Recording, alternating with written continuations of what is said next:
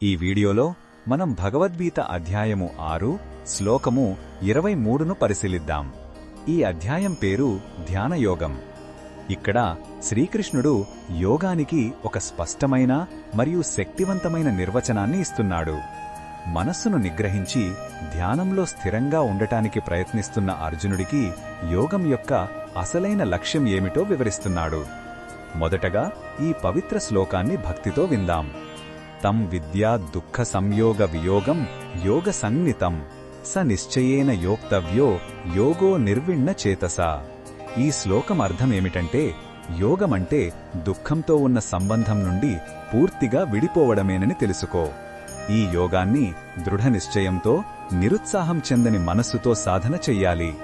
ఇక్కడ కృష్ణుడు యోగాన్ని చాలా సులభంగా వివరిస్తున్నాడు. మన జీవితంలో కలిగే అన్ని రకాల బాధలు, కష్టాలు, మానసిక వేదనల నుండి విముక్తి పొందడమే నిజమైన యోగం. ఇది ఏదో ఒక రోజులో సాధ్యమయ్యేది కాదు. దీనికి పట్టుదల, ఓపిక చాలా అవసరం.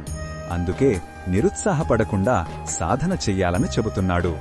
ఈ శ్లోకంలో ఉన్న భావం మనకు ఏమి చెప్తుందంటే మనమందరం సుఖం కోసం వెతుకుతాం కానీ దుఃఖం నుండి ఎలా బయటపడాలో మనకు తెలియదు. ఈ శ్లోకం ఒక గొప్ప ఆశను, భరోసాను ఇస్తుంది. దుఃఖం నుండి శాశ్వతంగా విడిపోవడం సాధ్యమే అని ఇది మనకు హామీ ఇస్తుంది. అయితే ఆ మార్గం బలమైన సంకల్పంతో మరియు చెదరని మనస్సుతో నడవాల్సిన మార్గం. మధ్యలో ఆటంకాలు వచ్చినా, ఫలితం కనిపించకపోయినా నిరాశ చెందకుండా ముందుకు సాగాలని స్ఫూర్తిని ఈ శ్లోకం మనలో నింపుతుంది.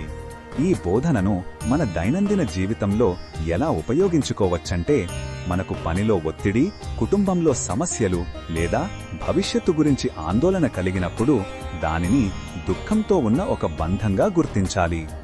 యోగం లేదా ధ్యానం ద్వారా ఆ బంధాన్ని తెంచుకోవడానికి ప్రయత్నించాలి.